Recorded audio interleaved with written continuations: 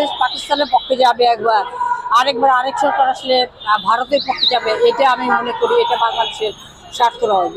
আমাদের পররাষ্ট্রনীতি হওয়া উচিত বাংলাদেশের স্বার্থ, বাংলাদেশের স্বার্থে সবার সাথে একটা গণতান্ত্রিক সম্পর্ক বজায় রাখা, আমাদের দেশের স্বাধীনতা সার্বভৌমত্বের পক্ষে একটা অবস্থান বজায় রাখা। যার জন্য ভারত পাকিস্তান যুদ্ধ নিয়ে বাংলাদেশ এখানে জড়িয়ে পড়াটা আমাদের দেশের জন্য সাংঘাতিক হবে, অত্যন্ত ক্ষতিকর হবে, ভয়াবহ হবে। আমরা এটা চাই না যে বাংলাদেশ এই যুদ্ধে জড়িয়ে পড়ি। বাংলাদেশ সাংঘাতিক রকম ক্ষতিগ্রস্ত হবে। বাংলাদেশ এমনিতে অনেক বেশি অর্থনৈতিকভাবে একটা দরিদ্র দেশ। আজকে যদি ভারত পাকিস্তানে এই যুদ্ধ যদি লাগে তাহলে বাংলাদেশ অনেক বেশি ক্ষতিগ্রস্ত হবে। বাংলাদেশে ইতিমধ্যে 6 কোটিরও বেশি মানুষ আজকে দারিদ্র সীমার নিচে বসবাস করে।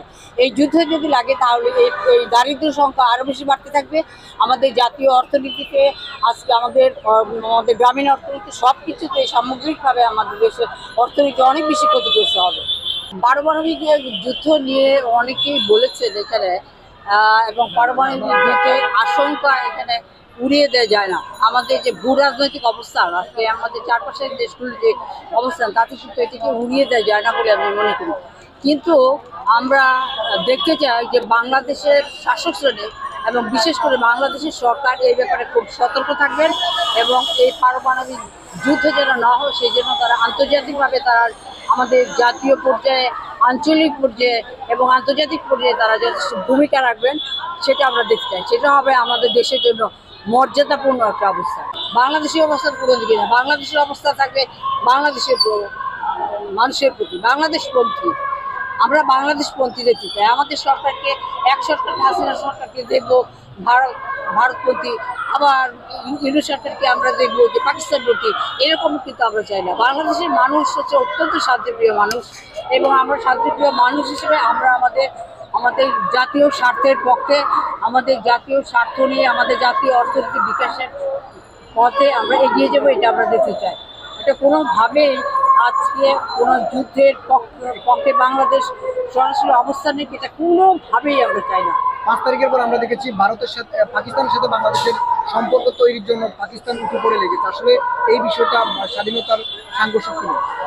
এইটা তো আপনি করবেই, তারা যেহেতু এতদিন পর্যন্ত আপনি হাসিনা রেজিমকে আমরা দেখেছি একচেটিয়াভাবে ভারতের পক্ষে ছিল না এবং তারা পাকিস্তানের সাথে তাদের এমনকি কোনো বাণিজ্যিক সম্পর্কে যেতেও তারা করতেন, হেসিটেট করতেন, এই ধরনের একটা অবস্থা ছিল।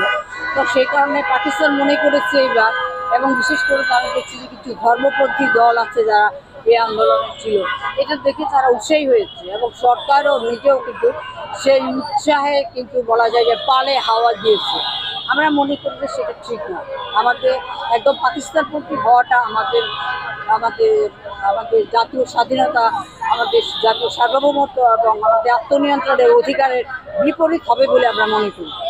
আজকে আমাদের বড় বড় সাম্রাজ্যবাদী দেশগুলো এবং আমাদের আধিপত্যবাদী দেশ ভারত, তারা সবসময় অস্ত্র বিক্রিকে, তার যুদ্ধ লাগলে তাদের লাভ হয়, কারণ তাদের যুদ্ধের মাধ্যমে তাদের অস্ত্র ব্যবসা এখানে অনেক বেশি জোরদার হয়। সেই সমস্ত কারণে তারা এই যুদ্ধের পক্ষে তাদের এটাকে বলে যুদ্ধ অর্থনীতি।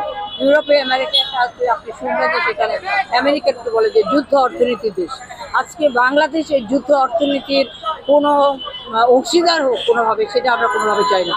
এবং পারমাণবিক যুদ্ধ যদি হয়, আমরা কিন্তু পারমাণবিক যুদ্ধের ইতিহাস আমরা কিন্তু দেখেছি, আমরা হিরোশিমা নাগাসাকির কথা কিন্তু আমরা ভুলে যাইনি।